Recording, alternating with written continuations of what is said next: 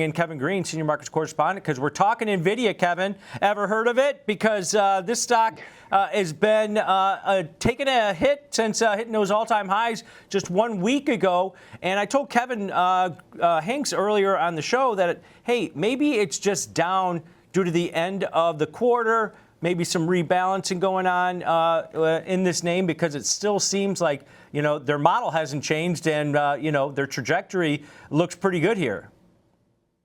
It's still a heck of a run too, though, Tom. You know, so at the end of the day, we are seeing a little bit of a pullback, maybe a tight little rotation that's taking place within the industry as a whole. And then obviously with Micron's earnings yesterday, it didn't really shock the street to the upside. So right now, I think we're seeing a little bit of a cooling off period. But when you go to the fundamentals of this company, it's still very strong. I mean, when you're looking at the data center revenues when it came to Q1, they saw growth of 400% on a year-over-year basis. They continue to roll out new product offerings like the Blackwell announcement, and now they're pretty much 4 generations in from the H100. So their refresh cycle is really boxing out a lot of their competition as well. So I think right now we're just going to wait until we have earnings season. And it's not so much waiting for what Nvidia reports. It's going to be what Meta reports. It's going to be what Google reports. It's going to be what Microsoft reports. And if the CapEx spend continues to remains at these particular levels or increases, the market's going to automatically kind of translate that into top line growth when it comes to Nvidia. And I think that's really been the driver of this name over the last couple of quarters.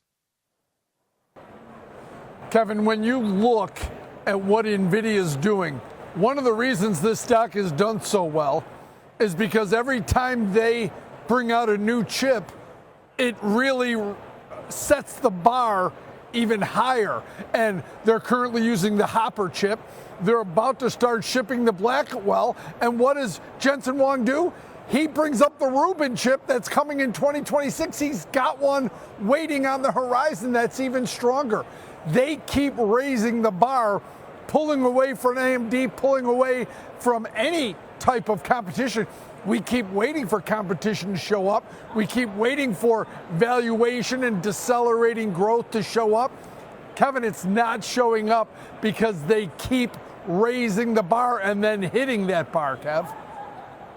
Yeah, I'm right there with you. I mean, you know, it's going to be an odd refresh cycle that we are seeing with Nvidia. Traditionally, they will wait around 2 years to 3 years to kind of refresh these GPUs. But now we're seeing a refresh cycle when it comes to announcements at around 7 months, 8 months, which is remarkable. But the question goes is if they are going to potentially cannibalize some of their business as well. And does that make a lot of these bigger names, these mega cap names that are spending this money, do they hold off and wait for the next best thing because they are bringing products to market too early? And I think that's a really key question there. And then also, how long is this CapEx cycle going to last here? This type of growth rate is not going to last forever, and competition will get into the space. So margins for pretty much any hardware product that we've seen over the years should also contract as well. That's my biggest concern, is if we see some of these bigger names starting to pull back and say, you know what, we're going to wait until Rubin comes out. Why get Blackwell? Why get an H200?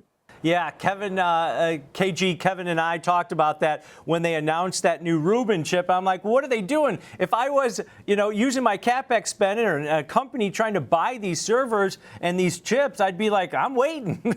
I want the better one, right? Do I need AI built in right away? I mean, you have to start wondering if CapEx spend starts to pull back a little bit as they wait for the next innovation in the space. All right, great stuff. Great breakdown for us. That's Kevin Green, senior markets correspondent here on the network.